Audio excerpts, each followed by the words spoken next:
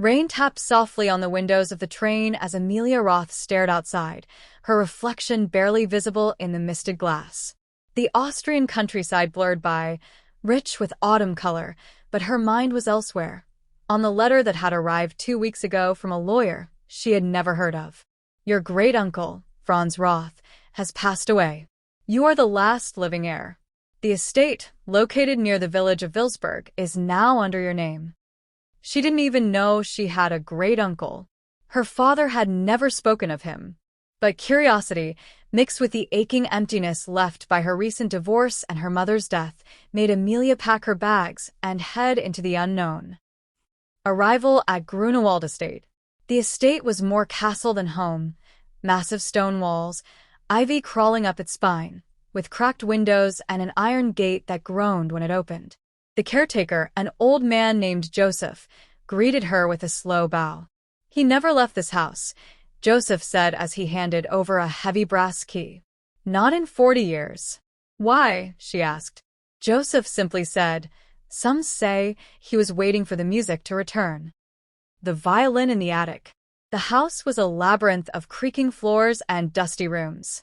Most were filled with cobwebbed furniture, untouched for decades. But the attic held something different, a single object placed in the middle of the floor under a dusty beam of sunlight. A violin. Its strings were broken. The wood was cracked. Yet Amelia felt drawn to it, like it recognized her. On the floor beside it was a journal. The music is alive, one entry read. It remembers pain. It remembers betrayal. It plays when no one touches the bow. That night, unable to sleep, Amelia dreamed of music. Sad, haunting, beautiful. A melody that spoke not to the ears, but to the soul. Echoes and shadows. Days passed. Amelia explored the estate, trying to piece together Franz's past. She found newspaper clippings. He had been a famous composer in the 1940s, a prodigy with a gift that stunned Europe. But one night, during a concert, he had stopped playing mid-performance, dropped his violin, and walked off the stage. He never played again. One article said, Franz Roth claimed the music had betrayed him, that it had taken something from him. What did that mean? And then, the music started. A song with no source. It was soft, just a whisper of a tune that floated through the halls at night. The melody from her dreams. She would search the house with a flashlight, heart pounding, but find nothing.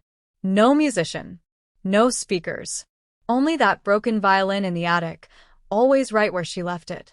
Then she began to see things. Reflections that didn't match her movement. Footsteps behind her on the stairs. The scent of violets in cold rooms, her mother's perfume. Was the house playing tricks on her? Or had her great-uncle been telling the truth? The mirror room. In a hidden chamber behind the library, she found what Franz called the mirror room. 10 mirrors faced each other in a circle. In the center, a stool.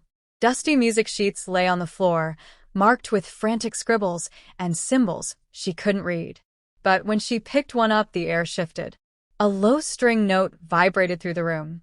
And in the mirrors, her reflection wasn't hers. It was Franz as a young man, staring back with wide, terrified eyes. He opened his mouth and screamed. Amelia stumbled back from the mirror, her pulse racing. The scream had faded, but the memory echoed in her bones. Every mirror had returned to normal, except one. In that one, Franz remained, his face pale, his eyes pleading. He raised his hand slowly and pointed to the journal she still held. Amelia opened it. Inside, a page she hadn't seen before, freshly inked in shaky handwriting. If you're reading this, you're the last. The music chose you. The Pact and the Past. Amelia dug deeper into the journals, translating old German entries with the help of books from the estate's library. Franz had once studied under a forgotten composer named Caspar Wollner, a man rumored to have made a sonic pact, a melody that could trap moments of time, even souls, within sound. Caspar died mysteriously during a concert. Franz had been present. One of Franz's entries revealed the truth. The music can heal, or it can trap. I tried to rewrite it, to undo what Caspar did, but the violin remembers his notes. I've been silenced by my own gift. Suddenly, Amelia understood. The violin wasn't haunted. It was cursed, a vessel for music that held pieces of those who had played it. And now it had found her. A decision in the fog. That night, the fog rolled thick across the estate. The music was louder now, surrounding her like a whisper in the dark. She followed it, not with fear, but purpose. Into the attic.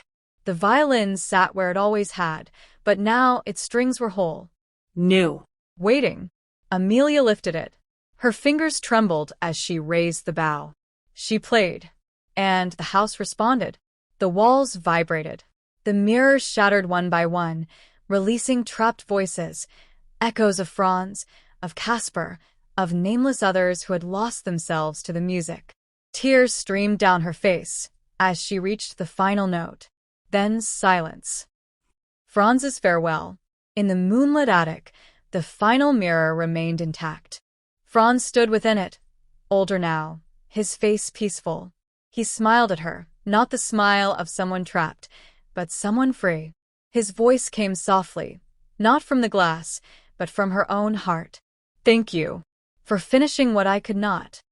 The mirror cracked and turned to dust. Amelia lowered the violin. It was lifeless, once more. The house exhaled, as if releasing years of tension. The curse was broken. A new composition. Weeks later, Amelia remained at the Grunewald estate. She had begun composing again, not with fear, but with feeling. Her music was gentle, healing. The villagers, once suspicious of the estate, would stop to listen when her notes drifted from open windows. And in her journal, Amelia wrote, "Some music haunts, some music heals, but the most powerful melodies are born from pain." And beneath it, she added one final line. "The violin still sings, but now it sings for me."